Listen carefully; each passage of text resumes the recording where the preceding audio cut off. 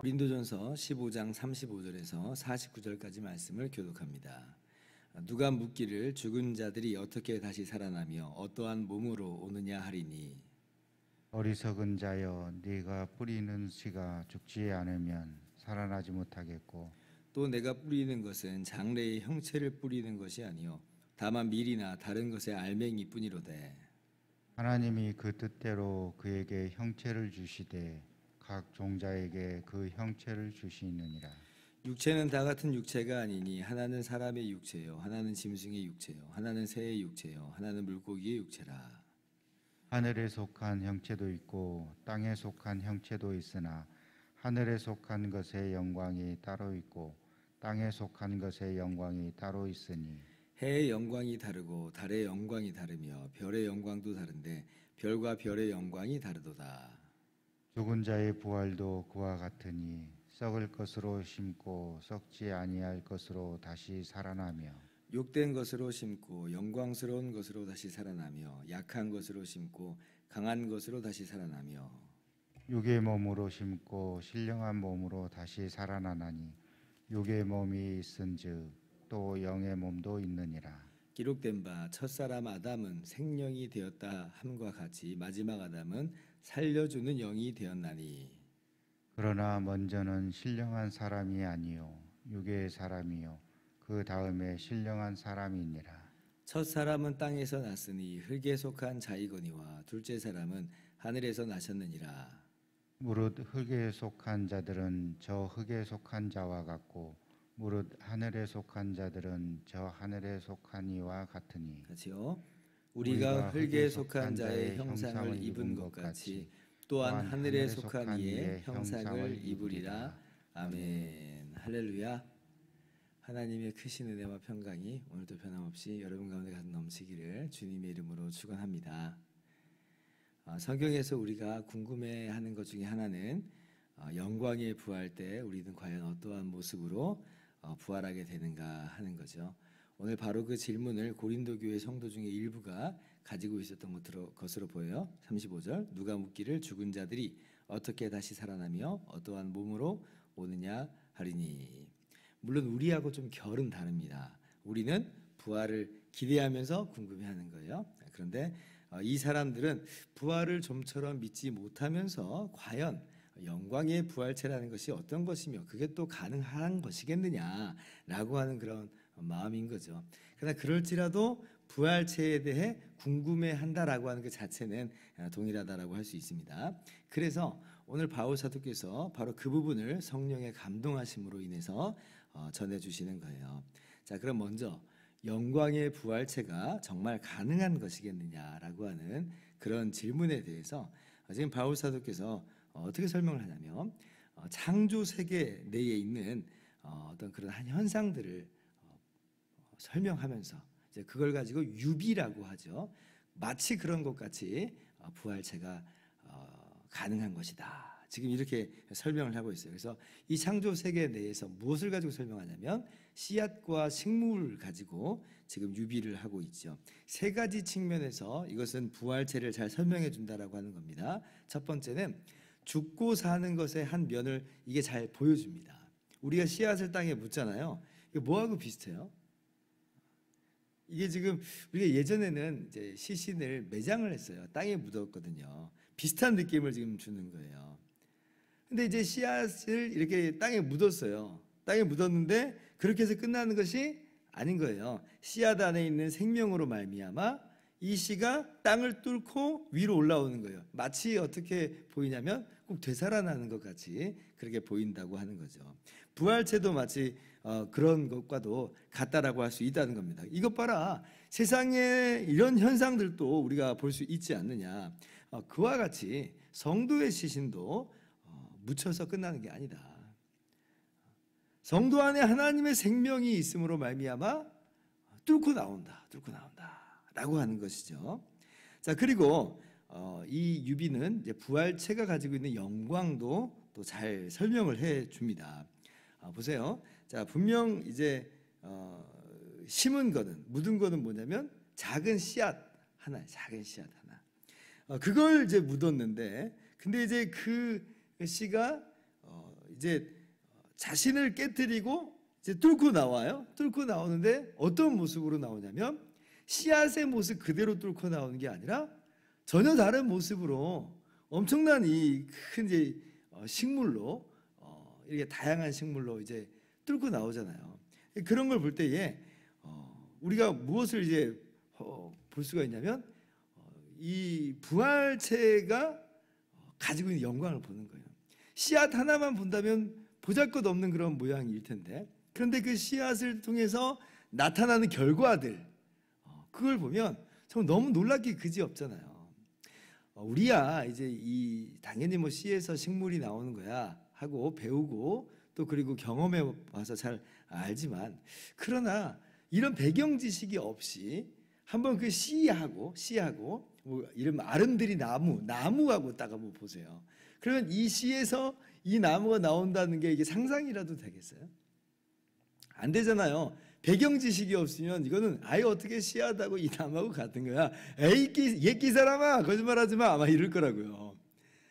부활체를 우리가 본 적이 없고 아직은 경험한 적이 없기 때문에 마치 그런 느낌을 갖고 있지.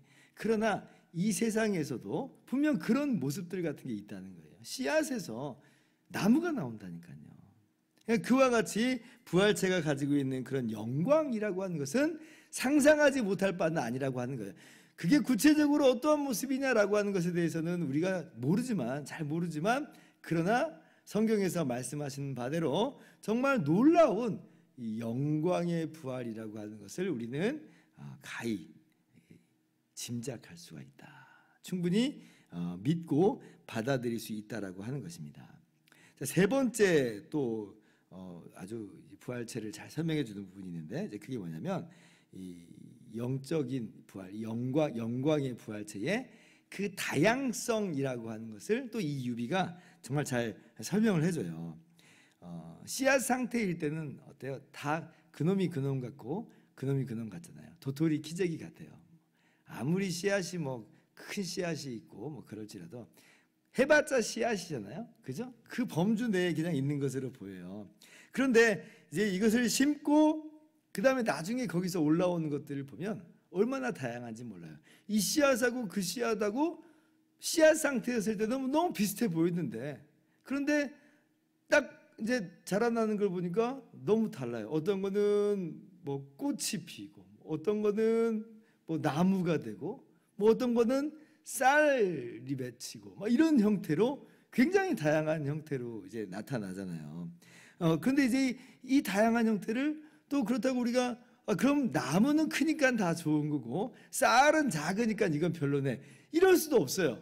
이건 각각에게 주신 다양함들이에요. 그 자체로 비교할 수 있는 것들이 아니고 그 자체로 뭐 우열을 나누는 그런 내용은 아닌 거죠.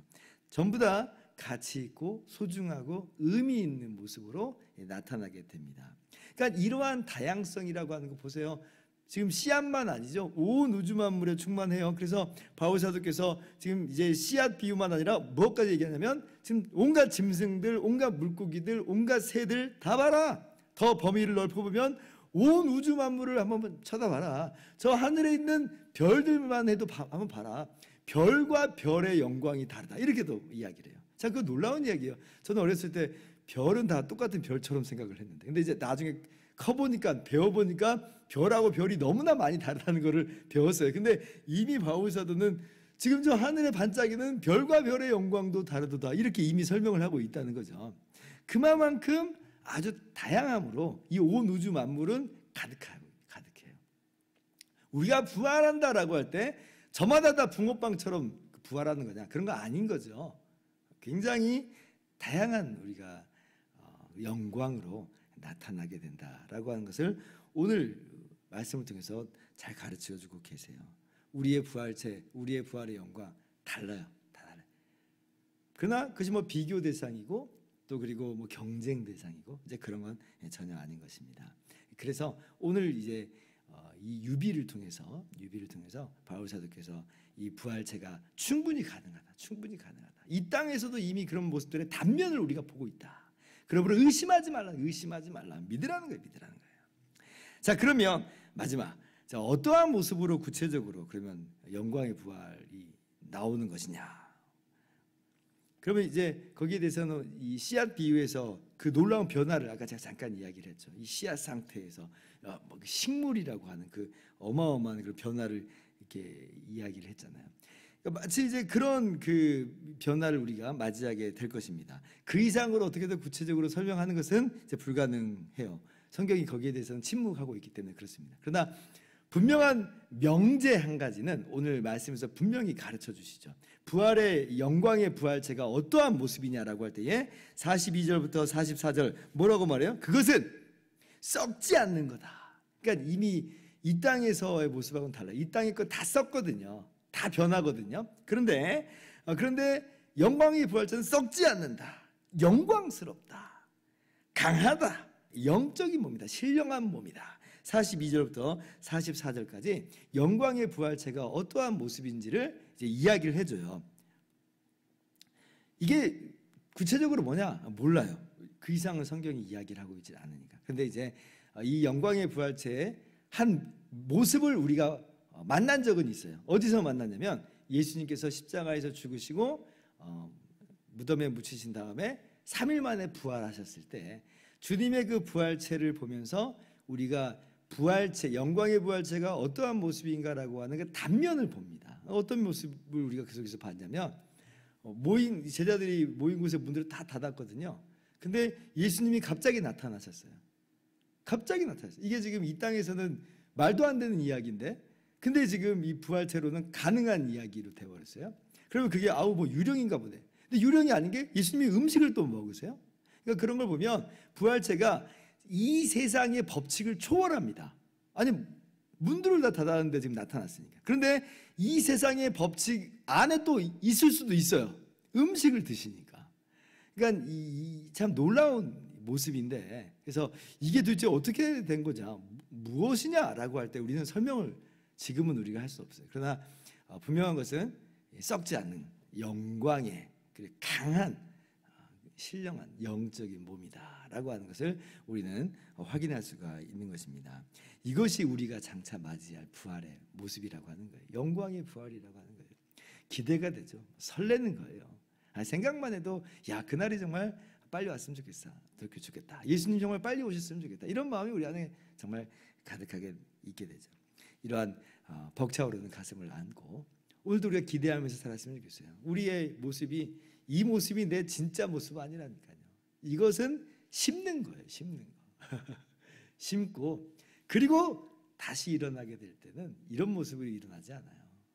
얼마나 영광스러운 모습으로 우리가 나타나게 될지 기대하면서 가슴 설레면서 그렇게 오늘도 기뻐하면서 오늘 하루를 감사로 살아가는 저와 여러분 되기를 주님의 이름으로 축원합니다. 기도하겠습니다.